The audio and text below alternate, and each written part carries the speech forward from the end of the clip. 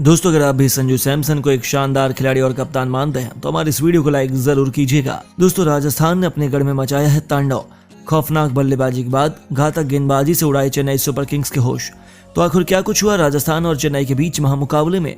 Mount Everest जैसे लक्ष्य का पीछा करते हुए चेन्नई के बल्लेबाजों ने कैसे रचना चाहा इतिहास? आखिर क्यों अंतिम गेंद तक चले इस मुकाबले को देखने वाले दांतों तले उंगलियां दबाने पर मजबूर हो गए? रोंगटे खड़े कर देने वाले इस मैच की पूरी हाईलाइट हम आपको दिखाएंगे। लेकिन उससे पहले आपको क्या लगता है, महेंद्र सिंह धोनी और संजू में कौन सबसे बेहतर और शानदार खिलाड़ी और कप्तान है? हमें नीचे कमेंट करके जरूर बताइए। दोस्तों, अपनी पिछली हार का इंतकाम लेने के लिए महेंद्र सिंह धोनी की पलटन तैयार थी। दोनों टीमों के बीच होने वाला था जबरदस्त घमासान और देखने को पूरी दुनिया उत्साहित थी। ऐसे में इस मुकाबले में रोमांच फिर अपनी चरम की सीमाओं की सारी हदों को पार कर देने वाला था। अपने घर में कप्तान संजू ने टॉस जीतकर पहले बल्लेबाजी करने का फैसला किया। दोस्तों, अपनी टीम को एक तूफानी शुरुआत दिलाने के इरादे से जॉस बटलर के साथ यशस्वी जायसवाल की जोड़ी मैदान में उतरी थी।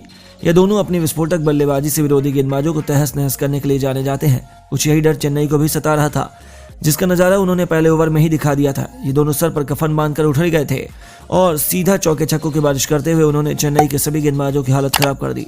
नतीजा यह रहा कि पावर प्ले के अंतिम ओवर में भी एक के बाद एक दो खतरनाक चौकों की बदौलत इन दोनों खिलाड़ियों ने 6 ओवरों में अपनी टीम को 64 रनों तक पहुंचा दिया था।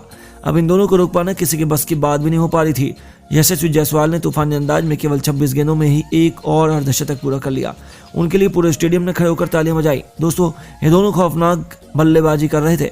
तभी आखिरकार चेन्नई का लंबा इंतजार खत्म होता है और जॉस बटलर धोनी के जाल में फंस जाते हैं। रविंद्र जडेजा की गेंद पर बड़ा शॉट खेलने के प्रयास में वह बाउंड्री पर खड़े शिवम दुबे को अपना आसान सा कैच थमा कर वापस लौट गए, जहां पूरे मैदान में मातम का माहौल बन गया था। तो वहीं चेन्नई के खेमे में खुशियां वापस आ चुकी थी। बटलर 21 गेंदों पर 27 रन बनाकर वापस लौटे। हालांकि दोस्तों, जब ऐसा लग रहा था कि पहले विकेट के बाद चेन्नई विरोधी टीम पर हावी हो जाएगी, तब दूसरे छोर पर खड़े यशस्वी जायसवाल रुकने का नाम नहीं ले रहे थे। कप्तान संजू सैमसन के साथ मिलकर उन्होंने अपनी टीम को तूफानी रफ्तार से आगे बढ़ाना शुरू कर दिया। लेकिन तभी महेंद्र सिंह धोनी ऐसा मास्टर प्लान तैयार करते हैं कि उनके चक्रव्यूह में गुजरात की पारी सूखे पत्तों की तरह बिखर जाती है। जी हाँ, आपको बता दें, उन्होंने तुषार देशपांडे को गेंदबाजी सौंपी और तुषार ने अपना जादू दिखाते हुए जहां पहले कप्तान संजू सैमसन को पहली गेंद पर अपने जाल में फंसा लिया, तो फिर बहुत तेजी से अपने शतक की ओर बढ़ रहे यशस्वी जायसवाल भी उनके सामने घुटने टेक गए। दोस्तों, एक ही ओवर में तुषार देशपांडे ने 2 बड़ी विकेट चटकाकर मुकाबले की दिशा दशा पलट दी, जहां यशस्वी जायसवाल केवल 43 गेंदों में 8 चौके और 4 छक्के की बदौलत 77 रनों की पारी खेलकर वापस लौट गए। उनके आउट होने के बाद बल्लेबाजी करने आए सिमरन हेटमायर को बहुत जल्द महेश तीक्ष्ण ने केवल 8 रनों के निजी स्कोर पर चलता कर दिया था, जहां से राजस्थान को 170 रनों तक पहुंच पाना भी नामुमकिन लग रहा था। तब ध्रुव जुरैल के साथ मिलकर देवदत्त पडिक्कल ने काउंटर अटैक करना शुरू कर दिया और देखते ही देखते अपनी ताबड़तोड़ बल्लेबाजी के दम पर उन्होंने 20 ओवरों में राजस्थान को 202 रनों तक पहुंचा दिया। जहां ध्रुव जुरैल को अंतिम ओवर में महेंद्र सिंह धोनी ने रन आउट किया, लेकिन आउट होने से पहले उन्होंने केवल 15 गेंदों में 3 चौके और 2 छक्कों की बदौलत 34 रन जड़ दिए। तो पडिक्कल भी 13 गेंदों में 27 रन बनाकर नाबाद रहे। दोस्तों, चेन्नई के गेंदबाजों का खास दिन नहीं रहा। जहां तुषार को 2 सफलता हासिल हुई तो तीक्ष्णा और जडेजा को एक विकेट मिला। चेन्नई के लिए इतना बड़ा स्कोर चेस करने के इरादे से डेविन कॉनवे के साथ ऋतुराज गायकवाड़ की जोड़ी मैदान में उतरी थी। इन दोनों ने अपनी टीम को तूफानी शुरुआत की उम्मीद थी, लेकिन उन्हें देखा तो ऐसा लगा कि वो अपनी टीम की हार का जिम्मेदार बनने के लिए मैदान में उतरे हैं।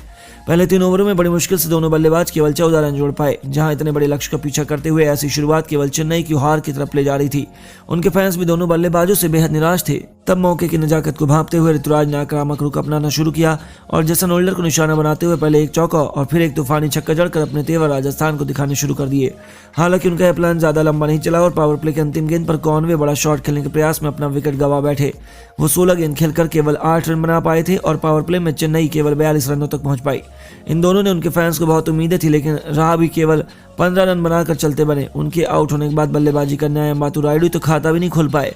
अचानक से राजस्थान पूरे मुकाबले में हावी हो चुका था, जिसके चलते ऋतुराज गायकवाड़ भी 29 गेंदों पर तूफानी 47 रन बनाकर बहुत जल्द अपने घुटने टेक गई और चेन्नई की हार सुनिश्चित हो गई। हालांकि अंत में शिवम दुबे ने 33 गेंदों पर 4 खौफनाक छक्कों और 2 चौकों की बदौलत 52 रन बनाकर टीम की जीत की उम्मीदों को जिंदा रखना चाहा, लेकिन इतना काफी नहीं था। मोइन अली ने 12 गेंदों में 23 रन बनाकर उनका बखूबी साथ निभाया, लेकिन अंत में चेन्नई सुपर किंग्स गिरते पड़ते केवल 170 बना पाई और 32 रनों से उन्हें शर्मनाक हार का सामना करना पड़ा।